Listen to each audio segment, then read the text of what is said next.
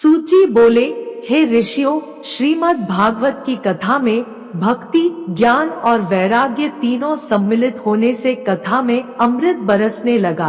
उस आनंद से प्रसन्न होकर, भक्ति के वशीभूत होकर भगवान श्री कृष्ण स्वयं खिंचकर अपने भक्तों को आनंद देने के लिए अपूर्व छवि से पधारे। कंठ में बनमाला, मेघवर्ण, मनोहर पीताम्बर, कटी कांचनी धारण किए हुए, सिर पर मुकुट, कानों में कुंडल, बाकी छवि से भक्तों के चित्त को चुराने लगे। उनके उस रूप मधुरता को देखकर भक्त जान अति आनंद विभोर होकर एकटक उनकी ओर देखने लगे और अपने तन मन तथा आपे को भूल गए। दशों दिशाओं में जय जयकार की धुन होने लगी। सभी भक्तजन अपूर्व आनंद में मग्न हो गए।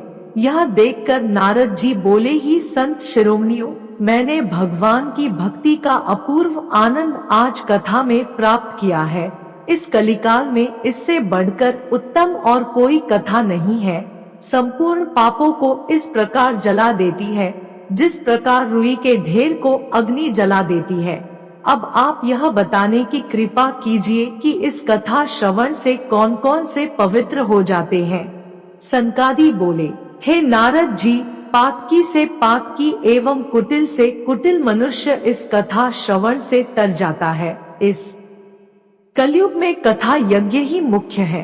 जो प्राणी असत्यभाषी, पापी, माता पिता को कष्ट देने वाला, आश्रय वर्णन तथा धर्म से च्युत, अहंकारी, मदिरापान करने वाला, ब्राह्मण हत्यारा, चोर, गुरु पत्नीगामी, विश्वासघाती, छली, कपटी, क्रूर, निर्दयी, हत्यारा, ब्राह्मणों के धन को खाने वाला, व्यभिचारी, लोभी तथा किसी भी प्रकार का पाप करने वाला हो, इस सप्ताह श्रवण से सभी पापों से मुक्त हो हरि लोक को चला जाता है। सनकादि बोले, हे नारद जी, हम आपको एक कथा सुनाते हैं। यह बहुत प्राचीन कथा है। प्राचीन काल में तुंगभद्रा नदी के किनारे एक अतिरम्य नगर था। उस नगर में आत्मदेव नाम का ब्राह्मण रहता था। वह धर्म कर्म तथा भजन, पूजा पाठ इत्यादि सब कर्मों में कुशल था। उसने कुछ धन भी एकत्रित कर लिया था। उनकी पत्नी सुंदर थी किंतु हठी और कलह प्रिय थी। गृह कार्य में कुशल और पैसा एकत्र करने में बहुत चतुर थी। दोनों बड़े प्रेम से रहते थे किंतु संतान के अभाव के कारण दुखी रहते थे। जब उन दोनों की अवस्था ढलने लगी और संतान उत्पन्न न हुई, तब वह ब्राह्मण अति दुखी होकर एक दिन घर से निकल पड़ा। वह थककर एक तालाब पर जल पीने के लिए बैठ गए। जल पीकर कुछ देर वहीं आराम करने लगे। उसी समय वहां पर एक सन्यासी जी पधारे। सन्यासी जी जब जल पीकर निवृत्त हुए, तब आत्मदेव उन सन्यासी जी के सामने रोने लगे। सन्यासी जी बोले हैं, ब्राह्मण, मैं तुम्हारे कष्ट का कारण समझ गया हूँ, किंतु इसका निवारण किसी भी प्रकार नहीं हो सकता है।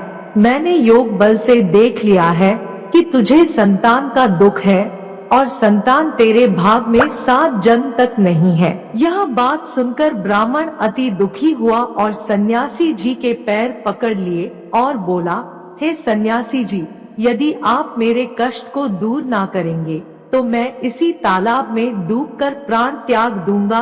अब घर लौटकर नहीं जाने का। सन्यासी ने बहुत समझाया कि यह मायाजाल कर्म बंधन में बांधने वाला है। तुम गृहस्थ से मुक्त होकर हरि भजन करो। संसार में कुछ भी सार नहीं है। किंतु उस ब्राह्मण की समझ में कुछ भी ना आया। वह बार बार संतान सुख के लिए आग्रह करने लगे। तब सन्यासी जी ने प्रसन्न होकर आत्मदेव को एक फल देते हुए कहा, इसे तुम अपनी पत्नी को खिला देना, इससे उसके एक पुत्र होगा। तुम्हारी स्त्री को 1 साल तक सात्विक जीवन जीना होगा। यदि वह ऐसा करेगी तो बालक शुद्ध स्वभाव वाला होगा।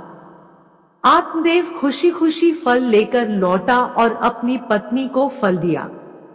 धुंधुली ने फल नहीं खाया। अनेक कुतर्क सोचने लगी, अरे गर्भावस्था में तो भारी कष्ट उठाना पड़ेगा, झंझट ही झंझट है। मैं बालक का लालन पालन कैसे करूंगी? और इस फल के रूप में सुखदेव जी जैसा बालक आ गया और 12 वर्ष तक मैं गर्भवती रही, तो मैं तो मर ही जाऊंगी। धुंधुली ने अपनी छोटी बहन से सारी बात कही तो उसने युक्ति बताई, मैं गर्भवती हूँ, मुझे बालक होने वाला है, तो ऐसा करती हूँ कि मैं तुझे अपना बालक दे दूंगी। तू आज से ही गर्भवती होने का नाटक कर और ये फल गाय को खिला दे। सन्यासी जी का भी पता चल जाएगा कि उनमें कितनी शक्ति है। समय बीतने पर धुंधुली अपनी बहन का पुत्र ले आई और पति को बोला कि मुझे बेटा हुआ है। बड़ा भारी उत्सव मनाया गया। नामकरण संस्कार हुआ। स्वयं का नाम आत्मदेव था तो उसने बेटे का नाम ब्रह्मदेव रखने का सोचा, पर धुंधुली फिर झगड़ गई, बेटा मेरा है तो नाम आप कैसे रखोगे? आत्मदेव बोले, भाई तू ही रख ले। उसने कहा, मेरा नाम धुंधुली है तो मेरे बेटे का नाम धुंधुकारी होगा। धुंधुली ने गाय को जो फल खिलाया था उसके पश्चात गाय के गर्भ से बड़ा ही दिव्य बालक उत्पन्न हुआ, जिसके कान बड़े बड़े थे, इसलिए आत्मदेव ने उसका नाम गोकर्ण रखा। अब दोनों बड़े होने लगे। धुंधुकारी दुष्ट प्रवृत्ति का था। दोहा गोकर्ण सुबह से शाम तलक पूजा में समय बिताने लगा, लेकिन वह दुष्ट धुंधकारी वेश्याओं के घर जाने लगा। गोकर्ण बड़ा ही सात्विक प्रवृत्ति का था। धुंधुकारी सारे दुष्कर्म करता था, शराब पीता, जुआ खेलता, घर की सारी संपत्ति ले जाता। धीरे धीरे उसने सारी संपत्ति नष्ट कर दी। अगर पुत्र दुष्ट है तो आपके खून पसीने की कमाई सब बर्बाद कर देगा, और अगर पुत्र सपूत है तो खुद मेहनत करके धन अर्जित कर लेगा। इधर एक दिन धुंधुकारी ने आत्मदेव की भी पिटाई कर दी। पुत्र के दुराचरण को देखकर आत्मदेव को बहुत दुख हुआ। उसने सोचा, इससे अच्छा तो पुत्रहीन ही रहता। पिता के दुख को देखकर गोकर्ण पिता के पास आए और उन्हें वैराग्य का उपदेश दिया। ब्राह्मण ने गोकर्ण की बात मान ली और संसार की ममता को त्याग कर वन को चले गए। इस प्रकार आत्मदेव ने वैराग्य लेकर अपने चित्र को स्थिर किया और भगवान की सेवा पूजा में रत रहकर श्रीमद् भागवत के 10वें स्कंद का पाठ नियम पूर्वक करता हुआ भगवान श्री कृष्ण जी की कृपा से बैकुंठ धाम को सिधार गए। सूची कहने लगे, हे शौनक जी, जब आत्मदेव ब्राह्मण वन को चले गए, वह धुंधकारी अपनी माता को बहुत मारता पीटता था और कहता था कि बता धन कहाँ है। इस प्रकार डरा धमका कर उससे धन लेता रहा। एक दिन उसकी माता उसके अत्याचारों से दुखी होकर रात्रि में एक कुएं में जाकर गिर गई और उसकी मृत्यु हो गई। माता के मरने पर गोकर्ण जी तीर्थ यात्रा के लिए चले गए। आप धुंधकारी स्वतंत्र हो गया और वैश्य आगमन करने लगा। उन्हीं के घर पर रहता था और उन्हीं के लिए धन जुटाना में घोर पाप करता था। वह वैश्याओं की मांगों को पूरा करने के लिए डाका डालता, शराब पीता, जुआ खेलता था। उनकी मांगों को पूरा करते करते एक दिन धुंधुकारी ने राजा के महल से भी चोरी कर ली।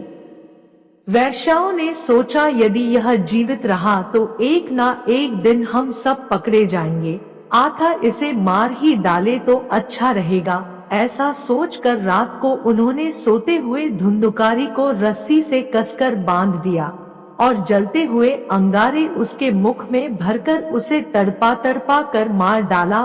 फिर उसके शरीर को वही धरती में गाड़ दिया। धुंधुकारी अपने कुकर्मों के कारण भयंकर प्रेत हुआ। जो पाप करता है उसे प्रेत बनना पड़ता है। गोकर्ण ने गया में जाकर भाई का श्राद्ध किया, पर उसका उद्धार नहीं हुआ। अब धुंधुकारी अनेक रूप बनाकर गोकर्ण को डराने लगा। गोकर्ण इतना पूजा पाठ मंत्र का जप करते थे कि वो उनके पास नहीं आ सकता था। प्रेत योनि तामस योनि है। जो सात्विक मंत्रों का जाप करता है, प्रेत उसके पास नहीं आ सकते हैं। गोकर्ण ने पूछा, तू कौन है? धुंधुकारी ने कहा, मैं तुम्हारा भाई धुंधुकारी हूँ। हे भाई, तुम दयालु हो, मुझे इस प्रेत योनि से छुटकारा दिलाओ। गोकर्ण बोले, अरे मैंने तो तेरा गया में पिंडदान कर दिया, फिर भी तेरा उद्धार नहीं हुआ। धुंधुकारी बोला, मैंने जितने दुष्कर्म किए हैं, गया के पिंड से मेरा उद्धार होने वाला नहीं है, और कोई उपाय सोचो। गोकर्ण ने सभी विद्वानों को बुलाकर पूछा, पर कोई उपाय नहीं निकला। अब गोकर्ण ने सूर्य देव को नमन किया और कहा, आप सबके कर्मों के साक्षी हैं। हम क्या करते हैं और कोई नहीं देख रहा है, पर भगवान तो देख ही रहे हैं, क्योंकि सूर्य और चंद्रमा भगवान के दो नेत्र हैं। आप किसी से भी कोई चोर बच सकता है, पर सूर्य और चंद्र से नहीं बचा सकते। ये ही भगवान के यहाँ गवाही देते हैं आपके कर्मों की। तो सूर्य देव से गोकर्ण ने पूछा, आप इसके कर्मों के साक्षी हैं, आप ही बताइए इसका उद्धार कैसे होगा। सूर्य देव ने कहा, इसको भगवत सप्ताह सुनाओ, तभी इसकी मुक्ति संभव है, और दूसरा कोई उपाय नहीं है।